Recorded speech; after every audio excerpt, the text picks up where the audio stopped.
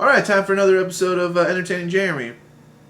It's my day off, so leave me alone about my epic hair that is swooping to one side. I decided to start my day off by watching Salt with Angelina Jolie, Liev Schreiber, and Chitwale Effinger.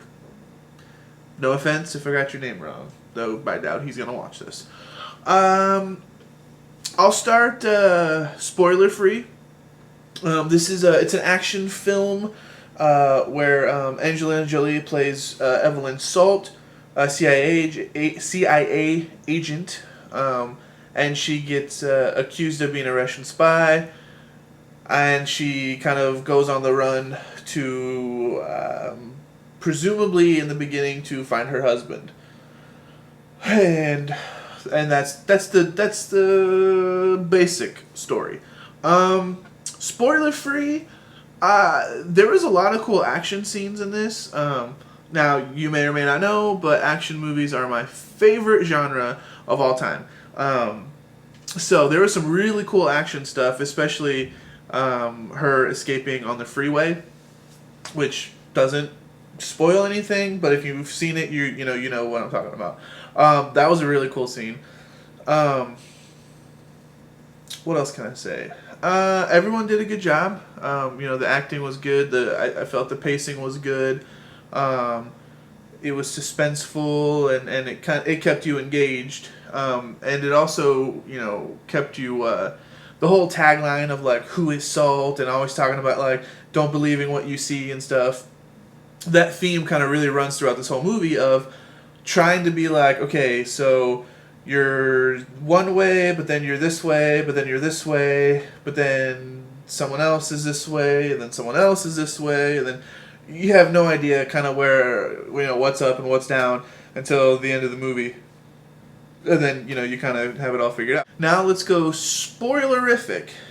So only if you've watched this movie, we can talk about this.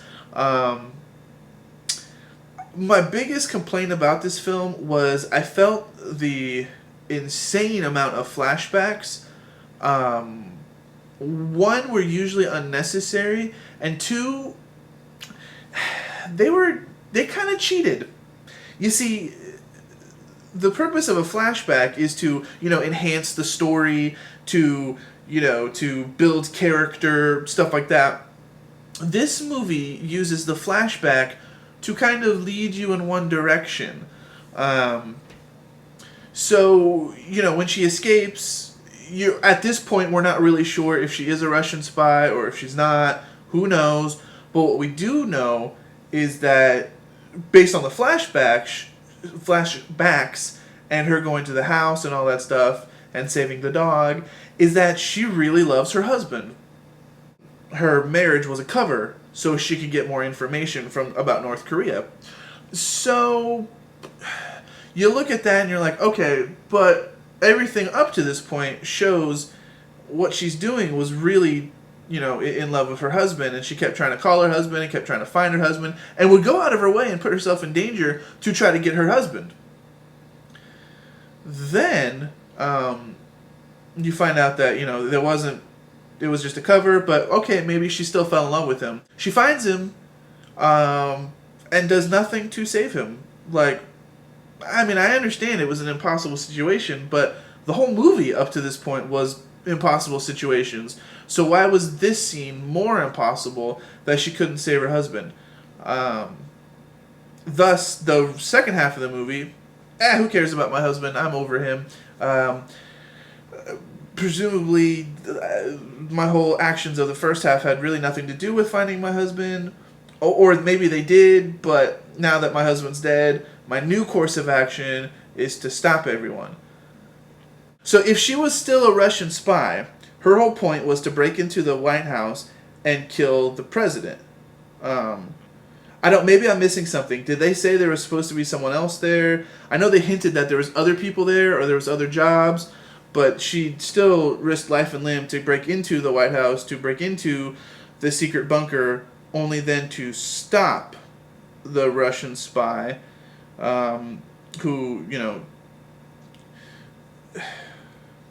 this is another kind of cheating thing. There wasn't any any sort of like hint that this person was who this person was. They just kind of threw that at you left field, which I kind of find when movies do that, that's a little cheating.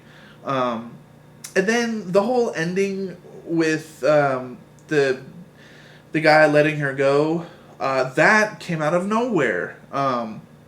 He has very circumstantial evidence that Evelyn Salt is a good Russian spy. Very circumstantial evidence.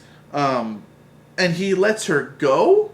Like, okay, you've been spending the whole movie trying to find her, and then you find her, and yes, there's some circumstantial evidence that leads to maybe not everything is exactly what it seems, but you don't let her go. You try to figure this out more, and I know no one else will believe you, but it just look, it was a cool action movie, and there were some really cool things with it, but the story was way too convoluted. It was the same problem I had with like the first Mission Impossible. Really cool stuff. They just tried too hard. They just tried to make it too much of like a smart thriller. And in that aspect, I think it failed. And I don't know, am I the only one that thought the very ending was really cheesy, where she was running through the woods, and then there was the voiceover about the new president whose parents died in Russia, aka he's a spy. So the new president now is a Russian spy, and presumably she's off to go save the day. I don't like when movies don't have an ending either. I'm okay if they have like a crazy figure it out for yourself ending, like Inception or something. But this movie was basically just like, okay, this is the end for now, but I'm still going to go do more stuff. So her story is not done.